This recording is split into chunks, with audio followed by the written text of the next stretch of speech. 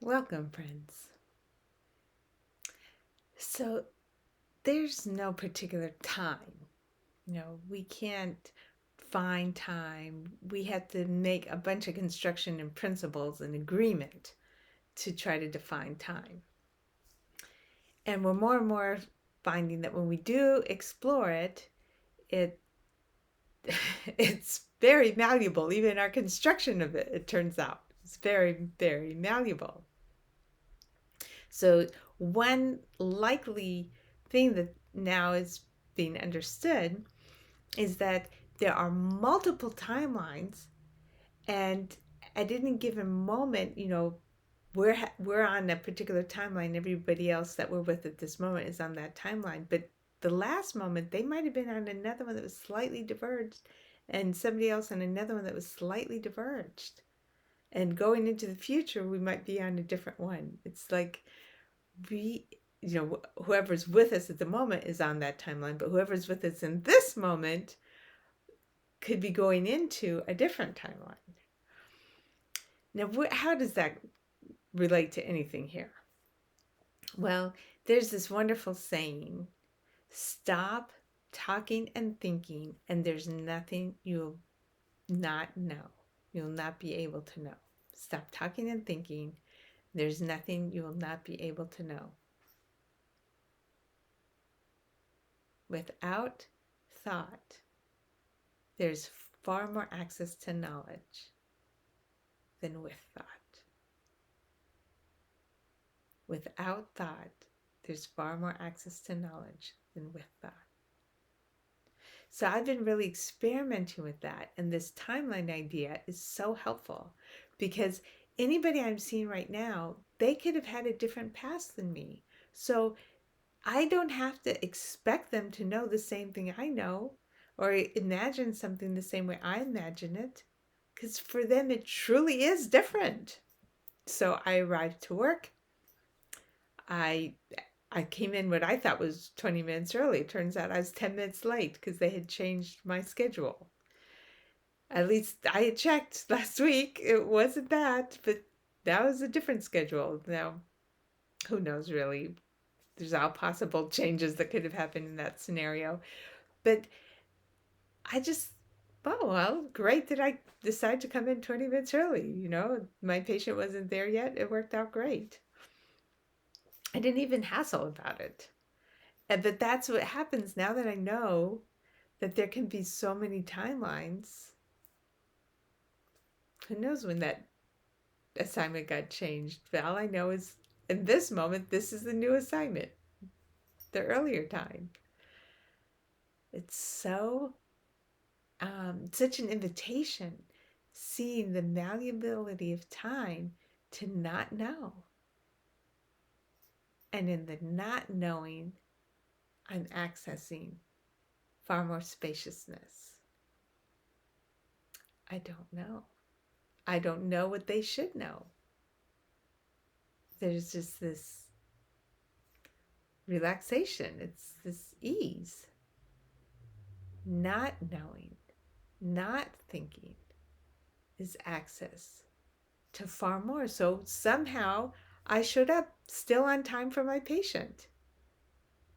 Isn't that interesting? By not not knowing my schedule, I actually showed up at the right time. So there's so many ways that it turns out not knowing makes it easier to access this amazing flow. You can try to imagine something to help calm the mind, that, consciousness expanded out, created all the possibilities that ever would be, claimed back in on itself. And we are elements of the experience. We are elements of the experience. We are not actually here. We're just elements of the experience. We're the storyline that already had its full completion, but we're just elements of the experience in the tracing back. There's so much relaxation, right? You just, oh, It's all already resolved. There's an ease. And that ease is the truth. So while there's no concept, they're using a concept that relaxes me into the truth. That's helpful. So no concept. And here's another good example. So I'm called in. I'm going to bed. It's been a very busy week.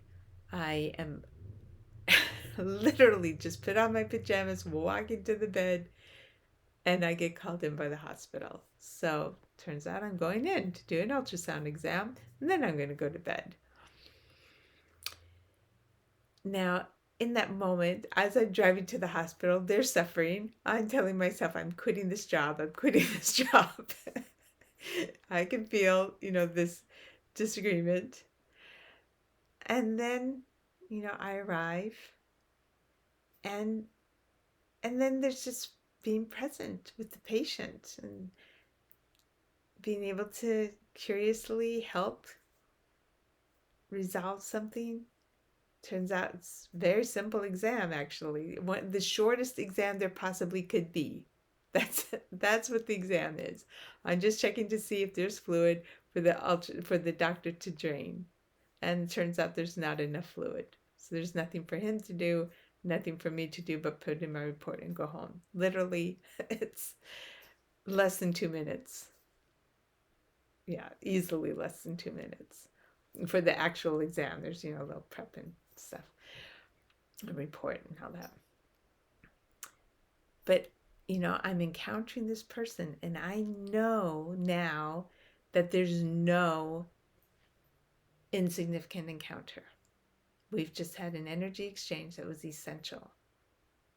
I just feel that now. It's just happened too many times.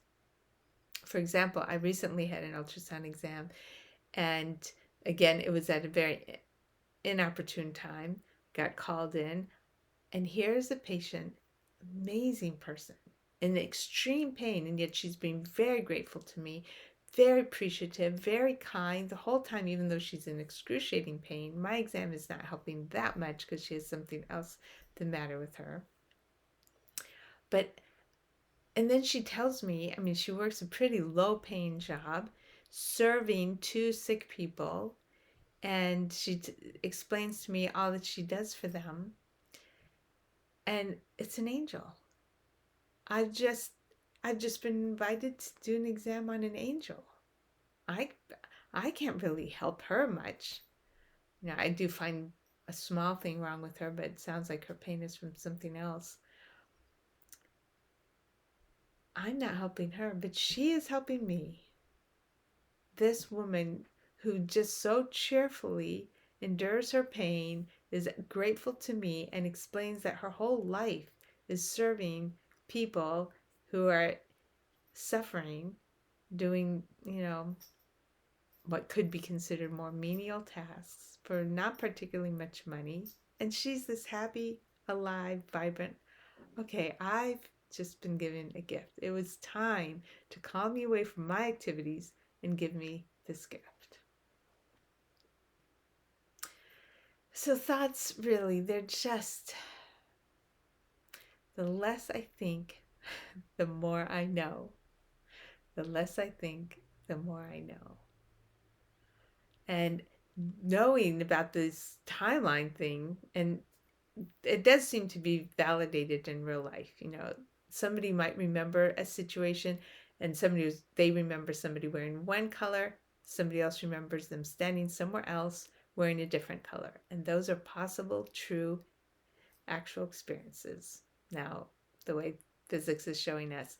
And you can look up the Mandela effect. That seems to be a pretty clear example that there do seem to be multiple timelines that are converging into this moment.